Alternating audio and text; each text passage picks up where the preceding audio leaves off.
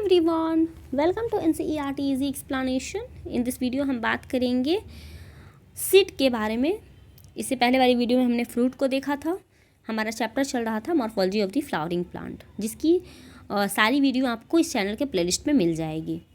सबसे पहले बच्चों कि सीड होता क्या है, तो the ovule fertilisation the ovules after fertilisation develop into seed. कहने का मतलब ये हुआ कि ओव्यूल जो होता है वही सीड में बदल जाता है फर्टिलाइजेशन के बाद। बस इतनी ही सी बात है कि ओव्यूल को ही हम लोग सीड कहते हैं जब फर्टिलाइजेशन हो जाता है।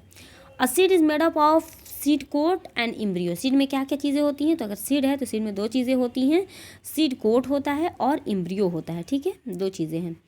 Embryo is made up of radical. Embryo किस चीज़ का बनता है, तो रेडिकल सा बनता है।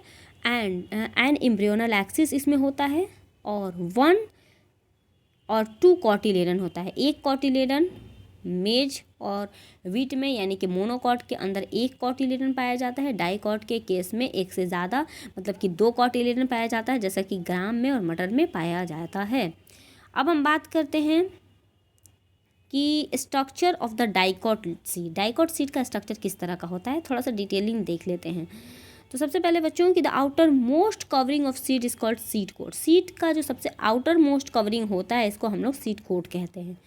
Seed coat has 2 large outer testa. Inner को हम लोग टेगमेन,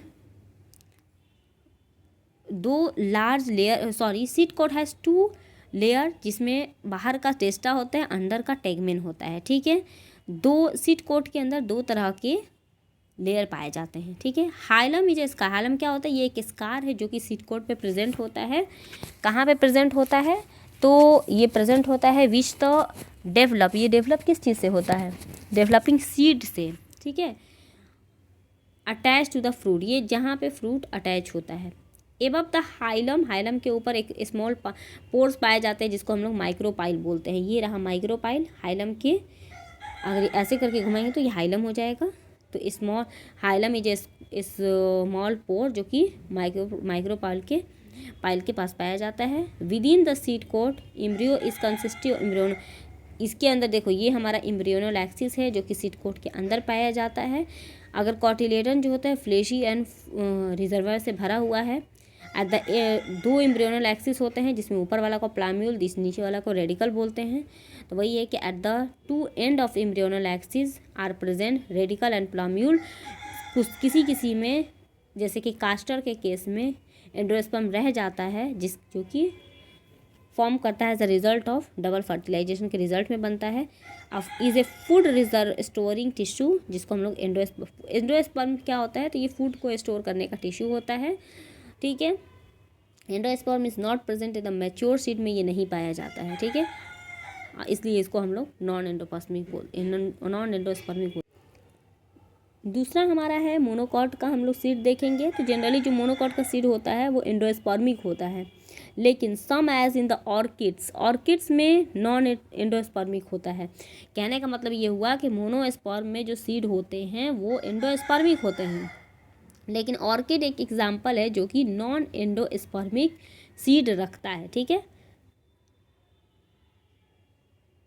इसके अलावा इन द सीड ऑफ सीरियल जैसे कि मेज में हुआ, या फिर जो सीड कोट होता है वो seed coat is membranous, generally fuse हो जाता है फ्रूट वॉल के साथ। एंडोस्पर्म जो होता है बल्की होता है, स्टोर करता है फूड को। आउटर कवरिंग जो होता है एंडोस्पर्म का वो प्रोटीनियस होता है, जिसको हम लोग एलियोरॉन लेयर बोलते हैं। इसके अलावा द एम्ब्रियो इज स्मॉल और सिचुएटेड होता है ग्रूव में। ठीक है, इसका जो कॉटिलेडन होता है उसको हम लोग सेकुटेलम बोलते हैं, ये इंपॉर्टेंट है। रेडिकल प्लाम्यूल यहाँ पे भी होता है, यहाँ पे भी कोलिप्टाइल और कोलियोराइजा पाया जाता है। This is all about seed.